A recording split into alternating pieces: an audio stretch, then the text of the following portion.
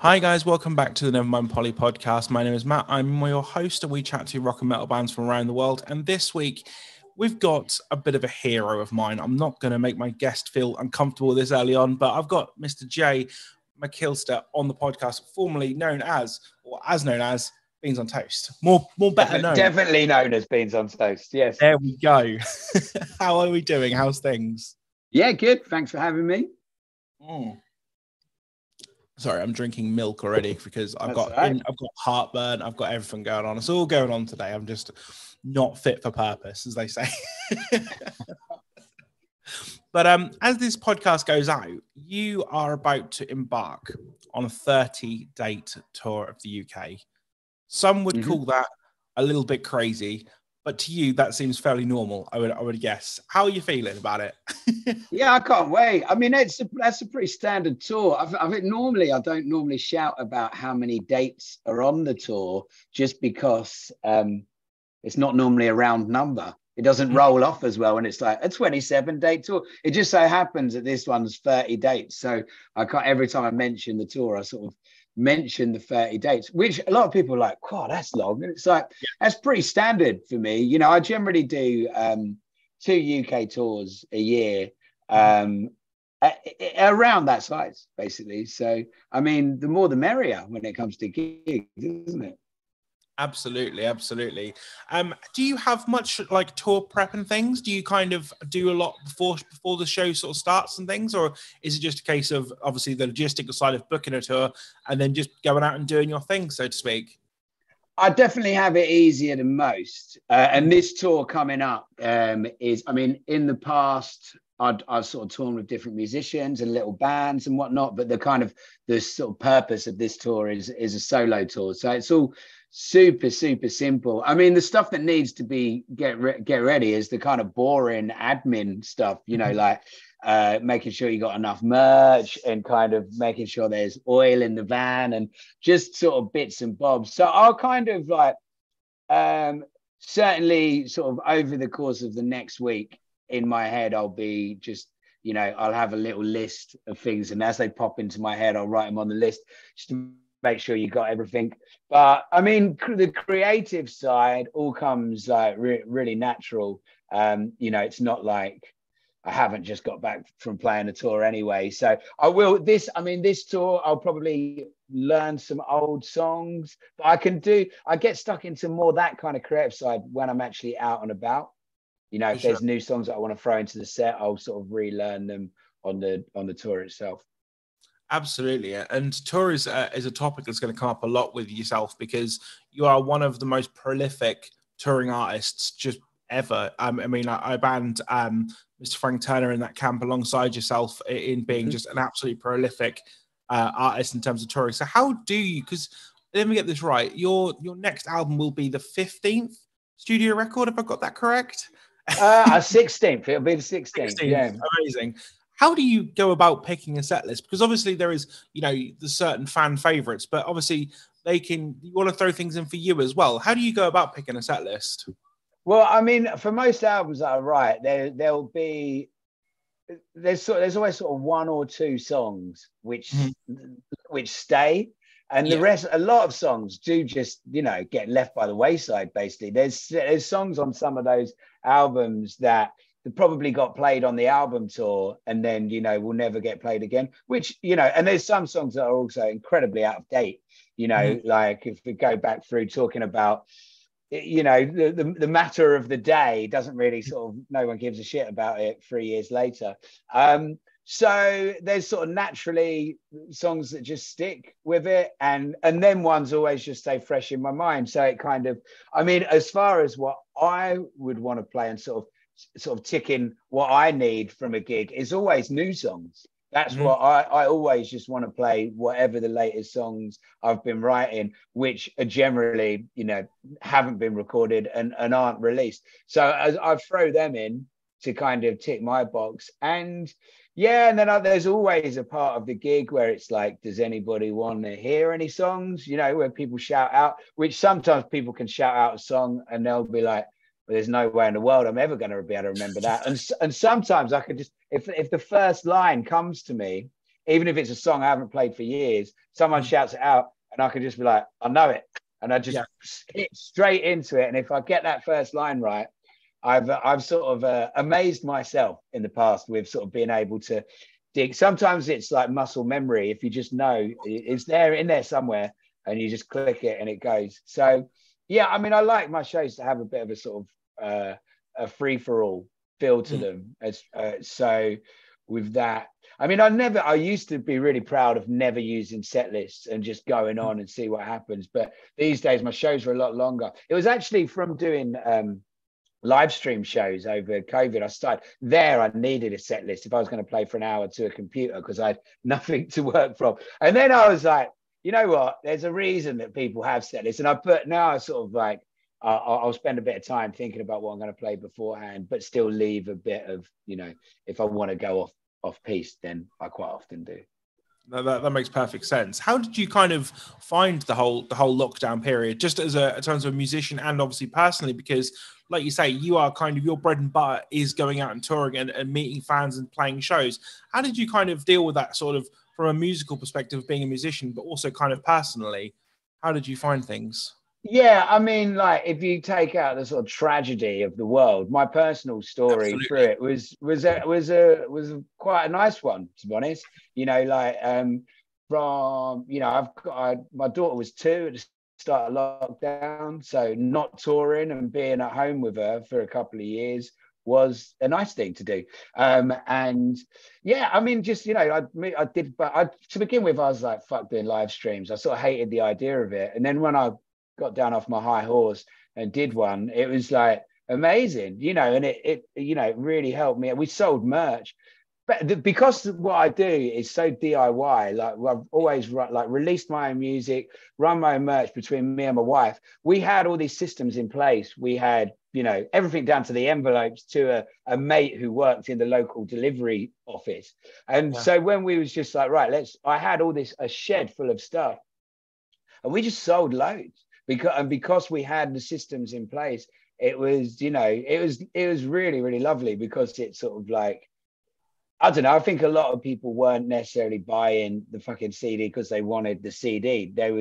I felt that people were just sort of like helping me out. I really did. And, you know, my songs kind of sorted me out when I needed them the most. And I did a lot of writing. I released 2 albums in 2020. So that was helped that kind of, not that it should all be about, you know, the financial aspect, but where I wasn't gigging, releasing 2 albums, which I did purely for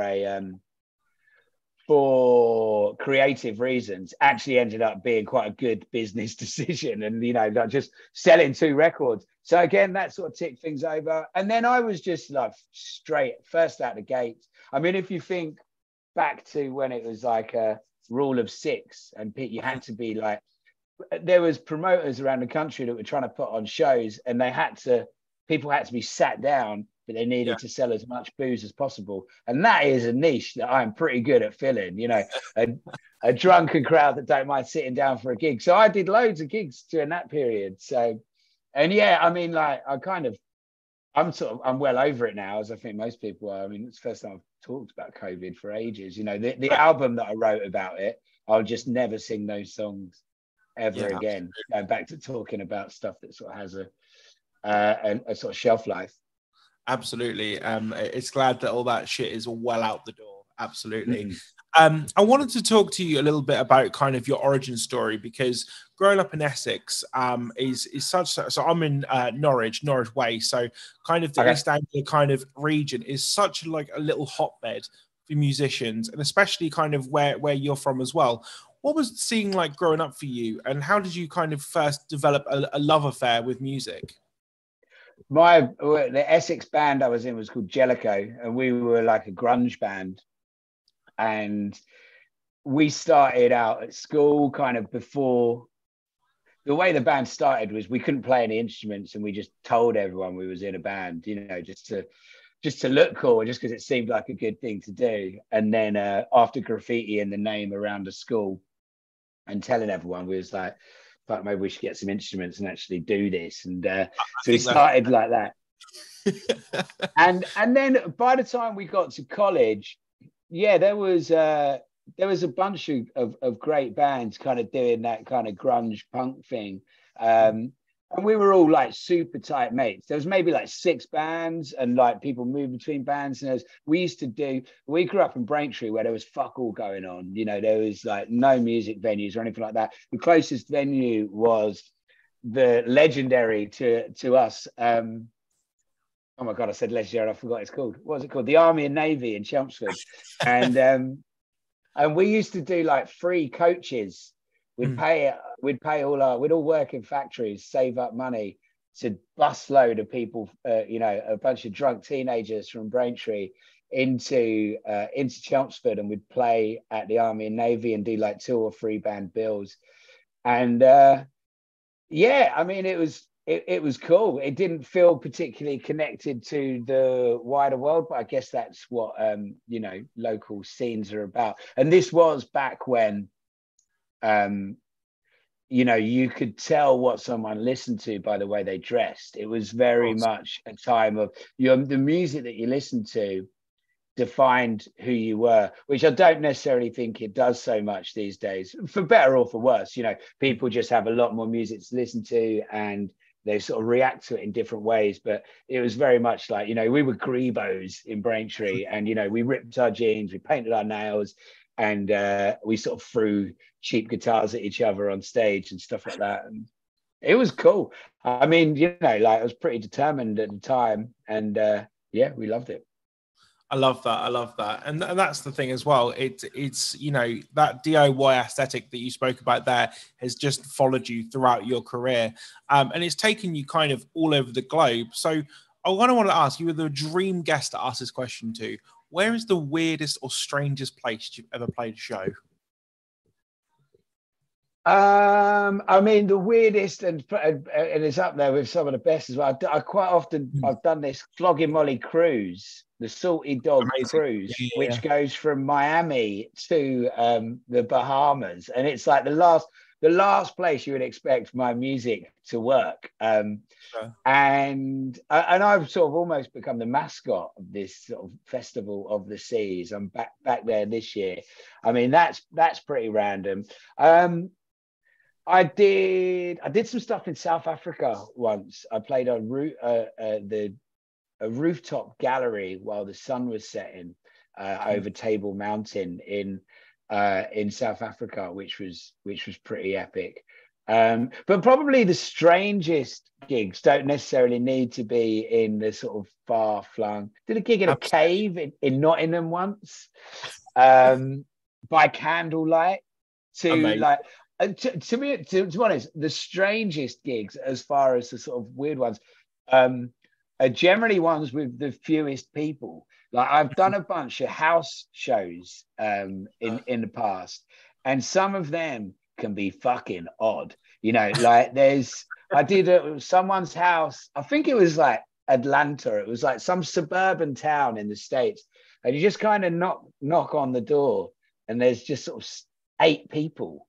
And only 4 of them even give a shit about your music. And I remember doing one where there was like I was just sat there on the sofa, and there was just 8 people all on their phones filming it while I was just sort of. And it's weird then, because when you do your chat between the songs, it can just turn into just a conversation, because it's like. And then you're like, how do you guide? It's like, do you want me to play enough? And it's quite hard to guide it back to the kind of, this is a gig. Is it a gig? I don't know. It's sort of like, so those house shows can be bizarre, not necessarily in a bad way, but weird. Weird. Sure.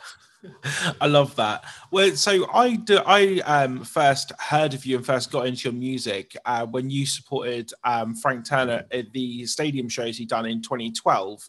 Now, I don't know if I've heard this correctly, whether I've made this up over time or whatever, but am I right in saying that you had crowd surfed over I think it was at Wembley, and then got somehow locked out because you didn't have an artist pass? Have I made that up, or is that a thing? I mean, that was I added a bit of fuel to that fire.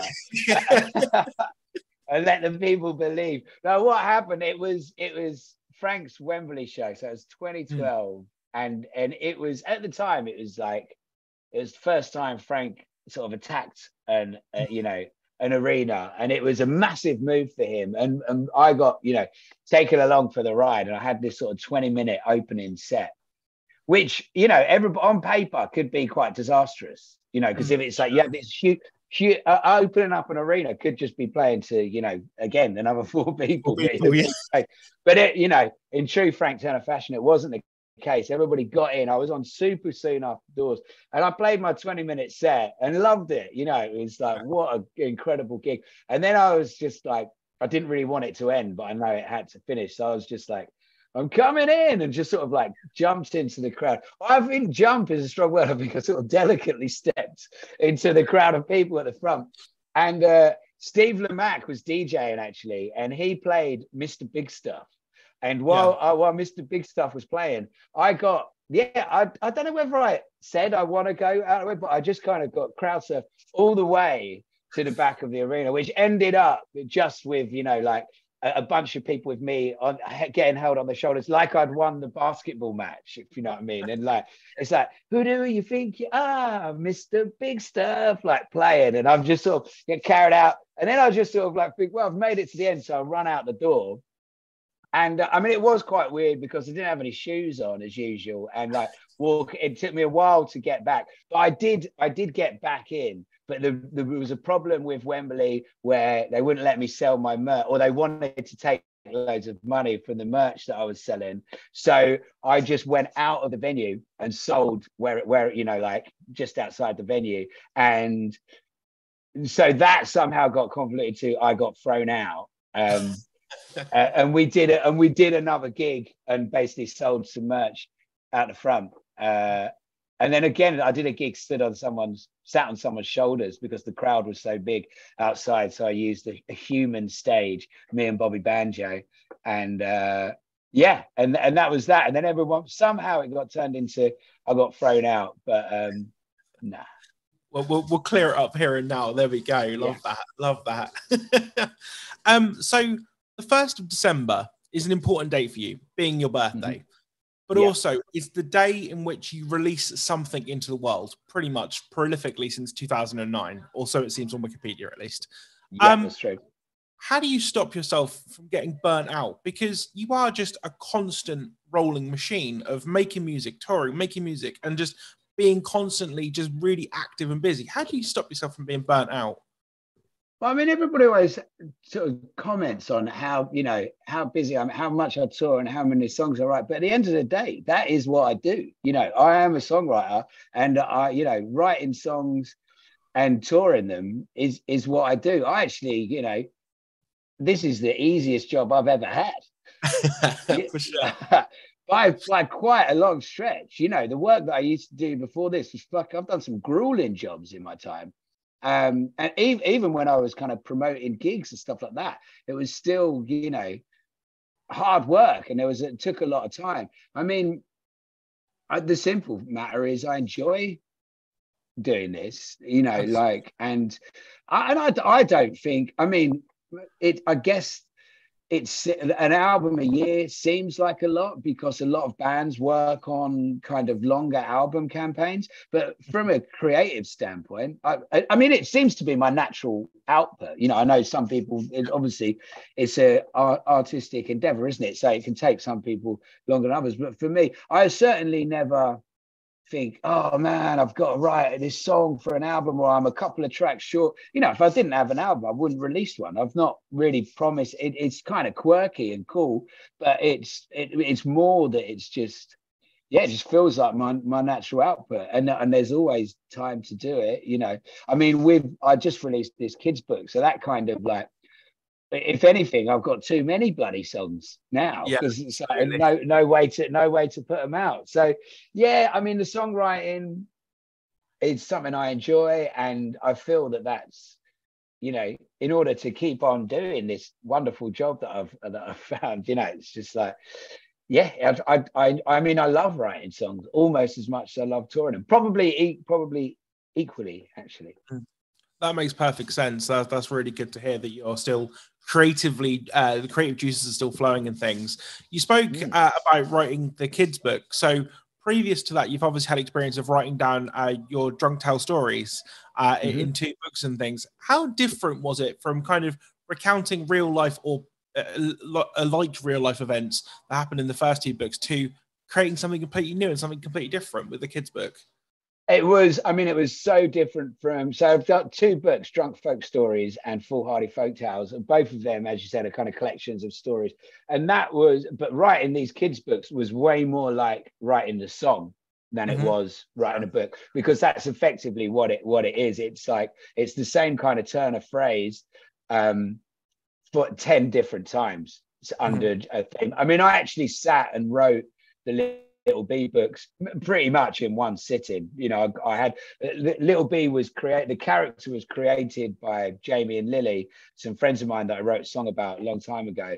They drew up the character, and on Brighton Beach one day, they just showed me this character and was like, look, it's kind of based on your daughter Ren or your wife Lizzie B or your kind of attitude, but it's a present, and we've created this character. They're called Little B, and what do you think? And I was like, I've got ideas. You know, should we do so? Because this character was so cool. Lily is she's an art teacher, and you know, well, she's an artist, and it was just lovely illustration. So inspired by that, I was like, we should do a kids book. You know, at the time, like I said, I've got a daughter, and you know, obsessed with Julia Donaldson, and there's some amazing kids books out there. Really enjoy them.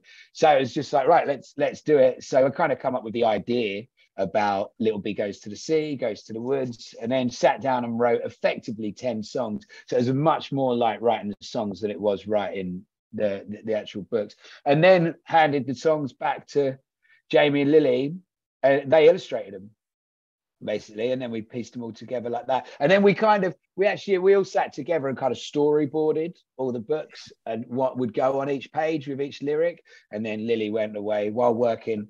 I mean, that's it. Or what you say about my hard job? Lily's a teacher, Jamie's a nurse, and we were working together on this project. And they would, you know, Lily was drawing all night and then teaching all day. Yeah, you know, I was sitting around on my ass, sort of piecing together a couple of pictures for them. I don't disbelieve that they work very, very hard, but you work very hard as well, sir. So do not give yourself discredit. That's for sure. Something I wanted to talk about as well was the fact that the majority, if not all, of the venues on this tour are independent. Have I got that correct? Because yes. Yeah. In independent venues, you know, obviously we spoke a little bit about the last couple of years and everything that's gone on there. And obviously I know you're a very politicized man and things like that as well. Like the government doesn't help. There's a very polite way of putting it for the arts industry and things like that. So it's important to give these independent venues and artists and things the lift they really need. How do you kind of feel about the state of the independent scene as it is nowadays? I think one thing, it's important to be true to what you see, no matter if it goes against your natural instincts. So one thing that I would say is the government do help. Even this fucking awful Tory government. You know, a lot of the venues that I'll be visiting this, you know, in the next month would have survived because of a handout from the government. And but what I would say is there's fucking more where that come from. You know, absolutely. And that was always there, and it wasn't being offered before. So it's like it's kind of highlighted that, and you know, and I think that over the last couple of years, people sort of it's been quite a hot topic, hasn't it? Music venues and their importance, and I think a lot of the crowdfunders and whatnot kind of really showed that they mean something to people. I mean, independent venues it's always been, you know, they're in my fucking blood. You know, I lived in venues for my 20s. You know, I lived above a place called Nambucca, a place called the Flower Plant, a place called the Wheelbarrow, and it was like, and then touring, it isn't even like I have to go out of my way to make sure we play in independent venues. It's just they're just the ones that are sort of, that's just where I always go and where I've built up a relationship with. So I think that there's obviously great work being done with Music Venues Trust, and people have highlighted the issue. And the biggest thing that people can do now is get a gigs. Absolutely. That is, if it's an enjoyable way of helping the scenario, isn't it? Just find your local venue and go to a gig. Absolutely. And obviously such an extensive tour, which we spoke about, you do extensive tours across the board anyway. Is there any, this isn't throwing any shade on any other cities, but is there any cities that you're on the tour list and think, yeah, that's going to be a good show? Or because for example, yeah, of course. For example, York sticks out to me like a sore thumb because I fucking love York. It's an amazing city just in itself. Bath is fantastic as well. Do you have any personal favorites you're like, I'm really looking forward to that night particularly? Yeah, I mean Manchester or Manchester, Leeds. To be honest, the kind of bigger ones. I mean the Leeds. I'm playing the Brudenell Social Club in Leeds, which is up there with my favourite venues in the country. And that I think this might be like my 7th year on the trot playing Brudenell. I haven't played another venue in Leeds for years. Manchester, I've been playing Gorilla, which is another venue that I really, really love, for so long that I've actually been mixing it up and playing a place called Band on the Wall this year, which I've heard great things about, but never actually been to. So much was I sort of stuck in my ways that I booked a hotel next to Gorilla, because I just presumed I was going to be a Gorilla. Then I was like, fuck, we decided not to do Gorilla. So we stand on the other side of town. I mean, Newcastle, the Cluny, that is always a great night out. And being an honorary Scouser, I've got a soft spot for Liverpool, but we're not actually playing Liverpool on this tour. We're playing across the Mersey in Birkenhead, which I thought to me seems close, but there's a big old cultural divide, it seems, and none of the Scousers are willing to travel across the water to Birkenhead. But I'm trying to think. I mean, loads. I've got a lot of time for most major cities. I've got a real soft spot for Norwich, to be honest. Yeah, I love the Arts Centre. The Arts Centre is a fantastic little venue. I love it. Yeah, agreed. I haven't had much of a chance to go to the Arts Centre because, as I say, a lot of the bands that come through there are sort of lesser to sort of my. I'm more of a rock kind of metal guy, and a lot of them are kind of indie and things like that, and a bit more experimental. Yeah. But hopefully, I'm fingers crossed and trying to get the day off work so I can come and see you, which would be fantastic. I want to kind of talk a little bit about, because you've been around the music industry for a long, long time. Have you met any of your musical heroes along the way? And do you have any good stories of those times?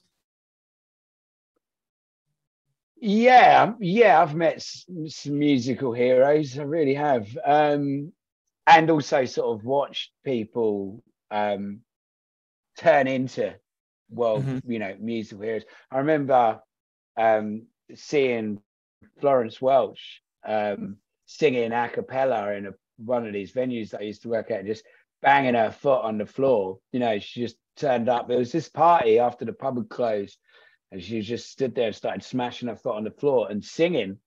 And I was just like, I mean, surely she deserves to be like a worldwide star. This is bigger than this pub. This is insane. Yeah. Everything about her is brilliant. And then watching her rise to become who she had, who she is pretty special. I did write about this in my first book, but I had not necessarily through kind of the Beans on Toast side, but back when I was at Nambucca, I was in love with this band called the Two Gallants, band from San Francisco, a kind of blues duo.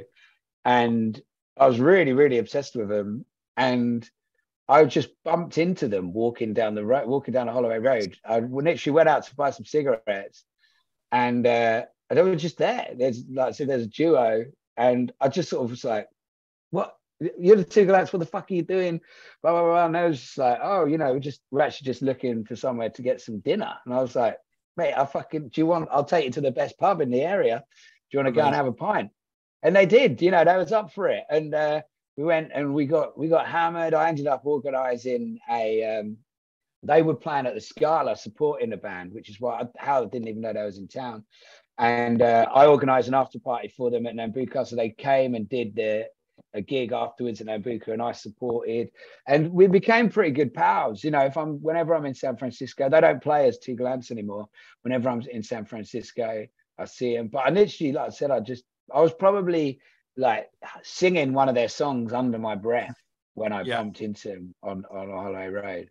And in fact, the last time I saw Adam, I was in Oakland at his house, and he was playing darts in the garden, and he did. I mean, I'm not a particularly great dart player, and I don't necessarily think he is, but he I think he hit a bullseye, and then he went for it again, and the dart went into the back of the other dart, and it split. Like a cartoon of Robin Hood. I mean, I've got photo evidence. It was insane. And I was like, they say never meet your heroes. And then they fucking come out and do, like, you know, perform absolute feats of wonder. So, yeah, my advice is meet your heroes and go and hang out in their back garden and play darts. Amazing stuff. Amazing stuff. So I've got a couple of final questions for you. And the first one is kind of, you have to take a little bit of sarcasm. Some obviously you're an Englishman, so you'll get my sarcasm. So when I'm a big famous podcaster and when I have all the money in the world and I can create my own festival, I'm going to invite every single band or every single artist that's ever been on this podcast to come and play, which will be a fairly eclectic bill, to say the least. What I want to know is, what are you adding to that rider?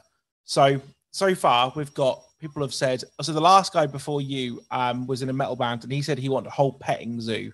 Like a full-on petting zoo. So we've got like a sauna on there, sushi, coffee, beanbags, narcotics, like a swimming pool, I think, is on there. Like, just whatever. There's no restrictions. What would you have? I wouldn't have anything. I'd just come and do the gig. Fucking amazing. You're booked. I love that. I love that. I think riders are like an overblown thing. If people really can, you know, like, if I want something, I'd go to the supermarket and get it. You know, a man of the people. Yeah, well, it's not even that. I mean, they're super wasteful for me. And if you travel by yourself for a long time, I'd be like, you know, just leaving a trail of half-eaten pots of hummus behind me, and it was just like, this isn't right, you know. And it's like this sort of imaginary thing where you think that it's free, you know, and it's like, it's just, I think they're overhyped. So I don't really do riders. I just ask for some, you know, some fruit and some cold beer. Fruit and cold beer. We can make that happen. I'm sure that's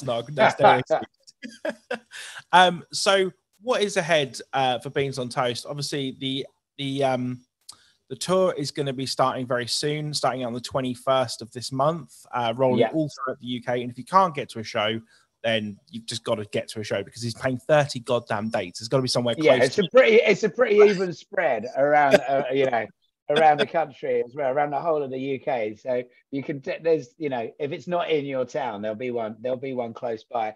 I'm releasing a bunch of music around the tour as well, because of the kids book.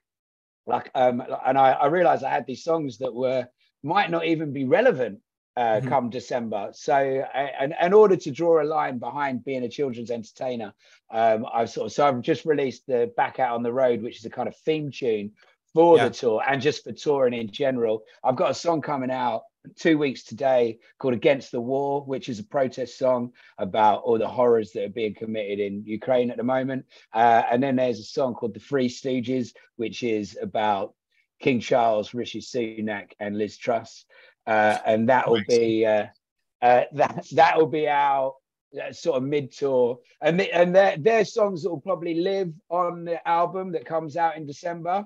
But I just wanted to get them recorded and get them out there and around this tour. So there's a full UK tour and a bunch of new music, basically. And then after that, I'm in Europe for a bit, and then UK festivals, and then come December, there'll be a new album aimed at, you know, adults rather than children. Lovely stuff. Lovely stuff. A final question for you, Jay, that I ask every single guest that's been gracious enough to give me their time on this podcast is simply, what is the best thing about being a musician? I mean, I kind of want to say a combination of all, but I'll tell you one thing that I really like: when you're on stage and you're playing and you sing a line And you can tell it resonates with someone because they turn to the person next to them and they both look at each other at the same time and go, yeah. Yeah, amazing. I love that. Is there anything I've missed? Anything you want to say to the people listening at home? Anything you want to add? No, man, we've covered it all. Come to the motherfucking gigs. Absolutely brilliant. There we go. Beans on toast. And I'll see you in Norwich. Get a day off work. Absolutely. And when I come to the Norwich gig, there'll be a pint in waiting for you as a thank you, as always. And I got someone called me out on Instagram the day. I was like, you don't even buy the people beers. I was like, I bloody do. Went to a gig the other week, saw my friend who came on. I was like, there's a beer. And he's like, you don't lie. And I was like, a promise is a promise. And that's how I made the gig. Well, I'll see you there. See you soon. All the best. Peace. Nice one. Thanks.